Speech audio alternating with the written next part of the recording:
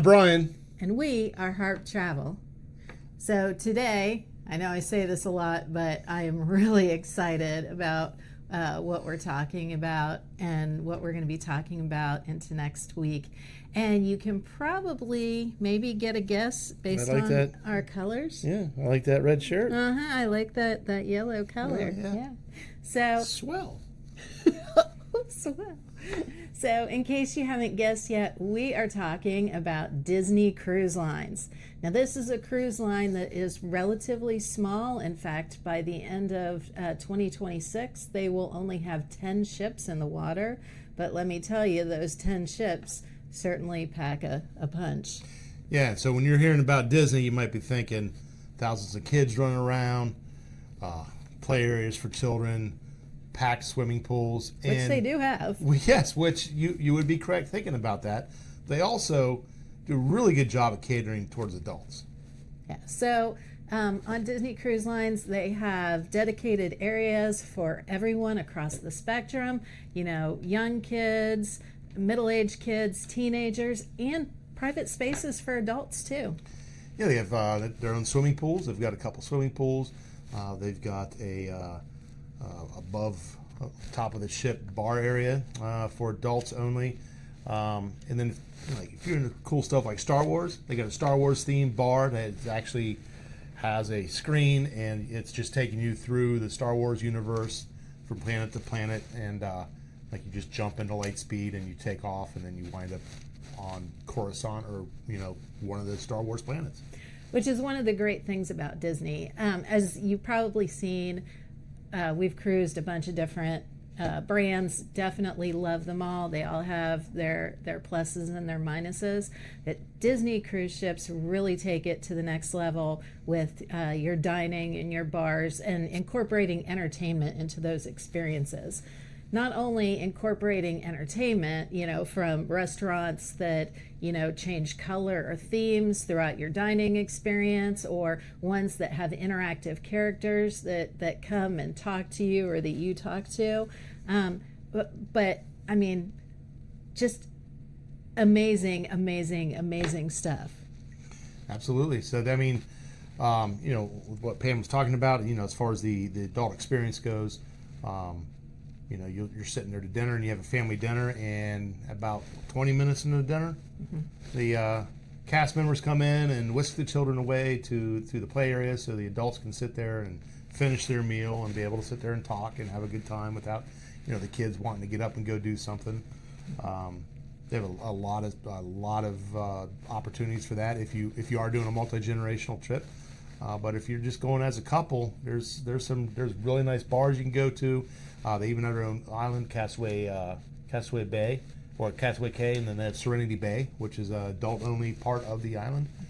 So certainly, if you want to go on a cruise and you want to see, exemplary attention to detail and quality, Disney's the way to go. Well, and speaking of quality that you might not find on other ships, one of the great things that Disney does that other cruise ships don't do is the rotational dining. So if you're not familiar with that, on the Disney cruise ship, instead of having a regular main dining room, you rotate different dining rooms. So it's like going to a specialty restaurant each night, but the great thing is that your wait staff follows you. So even though you're going to a different specialty dining restaurant, even if it's day 7 of your 7-day cruise, that dining room staff is going to know what your preferences are before you even sit down at that table. And that just totally makes for an amazing customer service experience. Absolutely. Yeah. Plus the food's really good too. Yes. It was fantastic food. We had a very good time on that cruise. I would like to go again. I mean, when we went with the kids were 8 or so. They're both in college now, so we're talking about taking them in December for a trip. So we'll let you know how that goes if we do that. So. But speaking of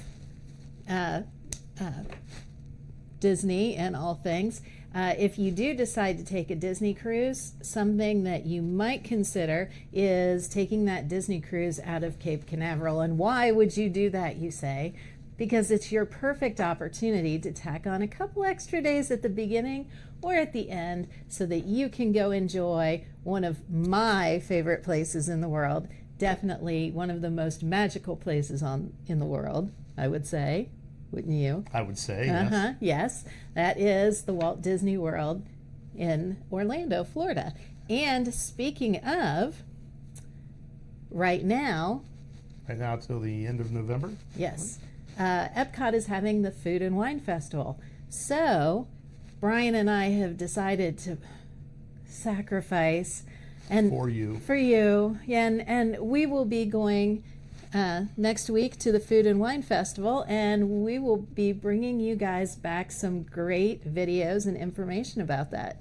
Absolutely. That's next week, isn't I'm it? so excited. Yeah, it's going to be a blast. Sorry, a little giddy over here. The excitement is real. Yes. Mm-hmm. All right. He has to live with me until we get there, so I'm going to be waking him up, counting down the days. Actually, it's quicker than next week. It's going to be this week that we're going. Well, yeah, Yeah, but this is, yeah, so, yeah, we got this. we got this. All right. So anyhow, 7 days, 8 days, whatever. It just depends on how it falls in. But we will be there, and we'll be letting you know how that goes.